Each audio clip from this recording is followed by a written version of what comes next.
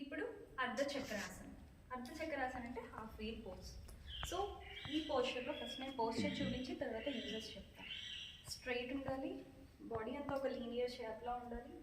తర్వాత ఇది కూడా బోత్ సైడ్ ఆసనం, అంటే రైట్ సైడ్ లెఫ్ట్ సైడ్ ఆసనం. సో ఫస్ట్ రైట్ సైడ్ చేసుకుందాం, అంటే రైట్ హ్యాండ్తో సైడ్కి బెండ్ అవ్వచ్చు.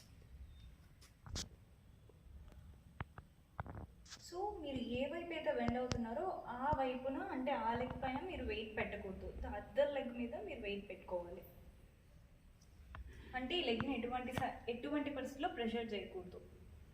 ఈ ఆసనం వల్ల మనకి సైడ్ ఫ్యాట్ రెడ్యూస్ అవుతుంది, ఫ్లెక్సిబిలిటీ పెరుగుతుంది.